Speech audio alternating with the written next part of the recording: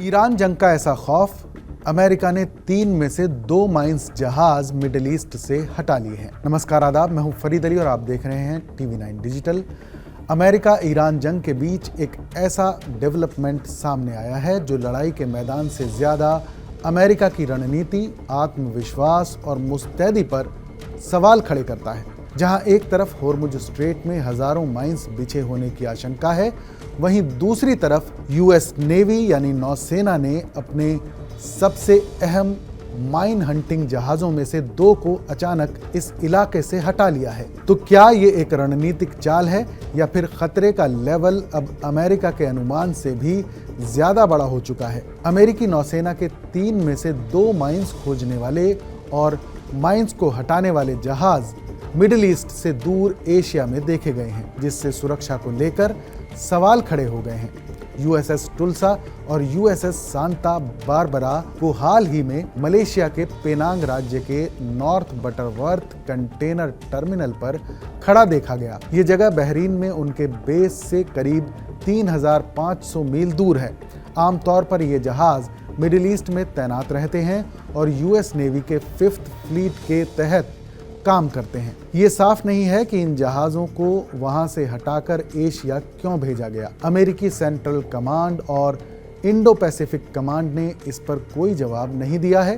Pentagon ने भी सीधे कुछ नहीं कहा और इस मामले को इंडो पैसिफिक कमांड की तरफ भेज दिया है। ये दोनों जहाज इंडिपेंडेंस क्लास के हैं और समुद्र में बिछाई गई माइंस को खोजने और हटाने के लिए खास सिस्टम से लैस हैं। इनके पास विस्फोटकों का पता लगाने और उन्हें सक्रिय करने के लिए अंडर वाटर ड्रोन, सोनार और हेलीकॉप्टर का इस्तेमाल शामिल है। तीसरा जहाज यूएसएस कैनबरा अभी भी अरब खाड़ी इलाके में मौजूद बताया गया है। पहले अमेरिका के पास 4 पुराने एवेंजर क्लास माइंस हटाने वाले जहाज थे, लेकिन उन्हें पिछले साल हटा दिया गया। अब इन नए जहाज़ों को उनकी जगह काम करना था। कुछ एक्सपर्ट्स का कहना है कि इन नए जहाज़ों की तकनीक अभी असली युद्ध में पूरी तरह साबित नहीं हुई है। साथ ही ये जहाज़ आकार में बड़े हैं, जिससे माइंस वाले समुद्र में चलाना मुश्किल हो सकता है। इसी बीच ब्रिटेन के ऊर्जा मंत्री एड मिलीबैंड ने कहा है कि ज़रूरत पड़ने पर उनका देश माइंस हटाने वाले ड्रोन भेज सकता है। वहीं जापान और ऑस्ट्रेलिया ने साफ कहा है कि वो अभी होर्मुज स्ट्रेट में अपने सैन्य संसाधन भेजने पर विचार नहीं कर रहे हैं।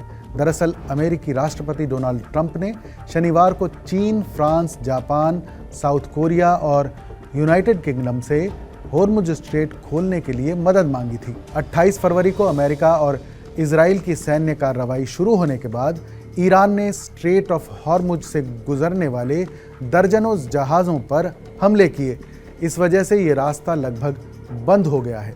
2 हफ्तों से बंद इस रास्ते को खोलने के लिए अमेरिका भरपूर कोशिश कर रहा है। खुफिया एजेंसियों का अनुमान है कि ईरान ने जहाज़ों को रोकने के लिए समुद्र तल या उसकी सतह पर 5000 से ज़्यादा माइंस बिछा रखी हैं, जिनमें विस्फोटक भी शामिल हैं।